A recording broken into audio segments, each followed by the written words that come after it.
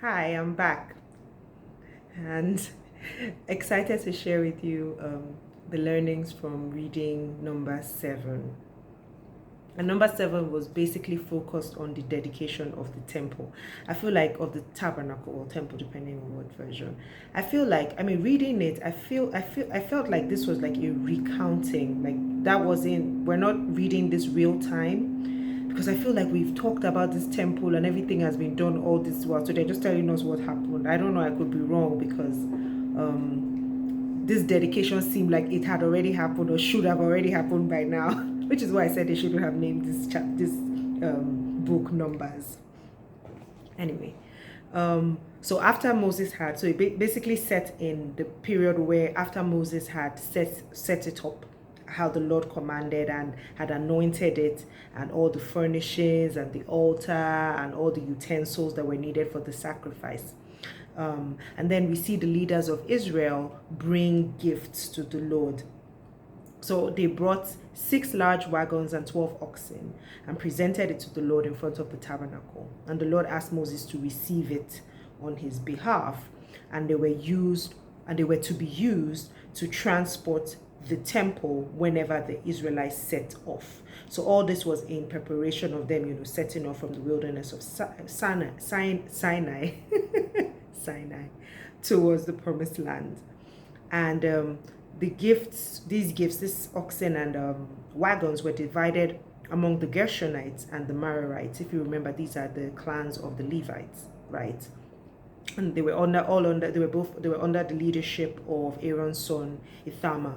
The Kohathites didn't receive any of these things because remember that their job was to carry the sacred objects of the temple, and they were meant to carry them on their shoulders on those gold poles that were crafted.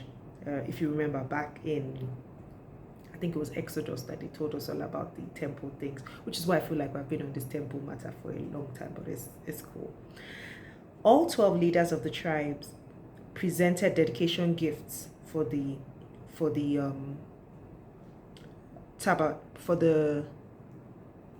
altar. I can't read my handwriting. I'm going to just stop saying this, but anytime you see me like straining, just know that my chicken scratches are not cooperating. And they offered the same gifts, each on one day. So this whole dedication or the presentation of gifts was over 12 days. So each tribe had a day to present. And at the end, there was a booty of silver, because I know they were giving silver bowls and stuff. So there was a booty of silver, gold, lots of animals for the sacrifices, lots of flour, lots of grain. The chapters really detailed everything that was brought and tallied it up at the end. And what I found very interesting was all these things that they were given to the Levites by the other tribes. And for me, I saw it as a way of not just obeying God, but honoring what they were doing, on the behalf of the people by, serving them and serving God and being that, mediator between God and them, which I thought was very amazing. Now, after this dedication, whenever Moses went into the tabernacle to speak with the Lord, he heard the voice of the Lord speaking to him from between the cherubim above the ark's cover, the place of atonement, on the top of the Ark of the Covenant. Now, everything just tied together for me, and that's what my getting to know God moment was here.